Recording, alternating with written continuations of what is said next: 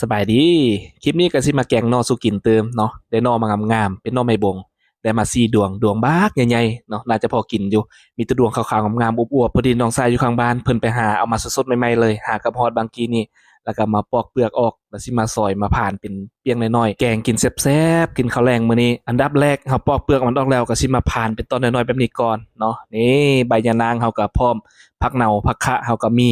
มื้อนี้เนาะยังพักขะแยงเดี๋ยวสิไปเก็บเอาอยู่หลังบ้านคือเก่าหลังจากที่เฮาซอยหน่อแล้วก็สิมาข้างหม้อเนาะก็คือมาต้มน้ำให้มันเดือดแล้วจึงสิเอาหน่อมาใส่เลยต้มให้จืดใส่เวลาต้มพอสมควร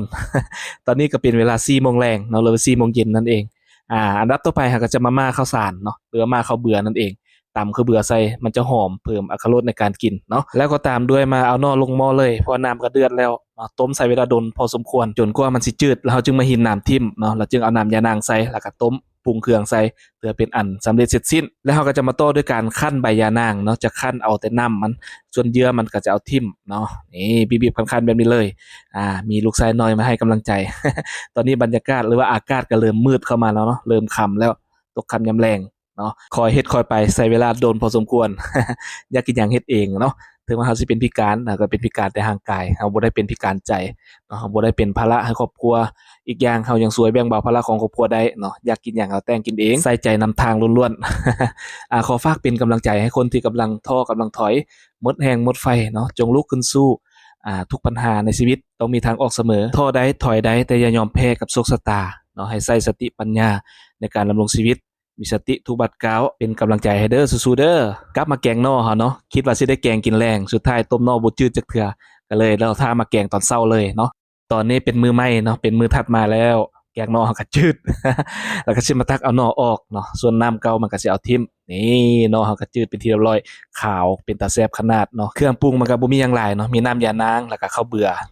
ข้าวเบื่อแล้วก็มีผักหอมแป้นหอมเปมักเผ็ดมักพริกจี้เนาะหัวกระเทียมต่อมาเราก็มาตำข้าวเบื่อเนาะตำให้มันแรกๆแล้วก็ใส่มักเผ็ดที่เราจี้ไว้เนาะจะใส่มักเผ็ดประมาณ4-5หน่วยแล้วก็หัวกระเทียมใส่กระเทียมที่เราจี้ปะไว้แล้วเนาะแล้วก็สิมาเอาน้ำยานางมาใส่หม้อเนาะแล้วก็สิเอาหน่อลงเลยนี่ตัวนี้เป็นเครื่องที่เราตำเมื่อกี้เป็นข้าวเบื่อมักเผ็ดหัวกระเทียมเนาะเอามาใส่เลยแล้วก็เอาหน่อลงไป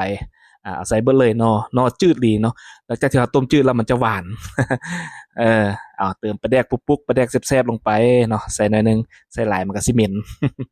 นี่หน้าตาสีสันเป็นตาแซ่บบ่เป็นตาอร่อยบ่ทุกคนเฮ็ดเองกินเองแซ่บเองเนาะมักรสชาติใดก็ปรุงเอาเองบ่มีผู้ใดกินนำแซ่บบ่แซ่บเฮาก็ว่าแซ่บเองเนาะหลังจากนั้นเนาะน้ำปลาแดกสุกแล้วเฮาก็เอาผักลงเลยเนาะผักหอมมันจะมีผักหอมเป๋แล้วก็ผักขะแยงผักเน่าหรือว่าผักคะนั่นเองเนาะนี่เข้มข้นขนาดทุกคนเนาะหอมกรุบเลยเราก็จะมาซิมเบิ่งโอ้โฮแซ่บเนาะเว้าจากใจเลยแซ่บอีหลีเนาะ เป็นรสชาติที่ว่าบ้านๆเฮาเนาะคิดฮอดตอนอดีต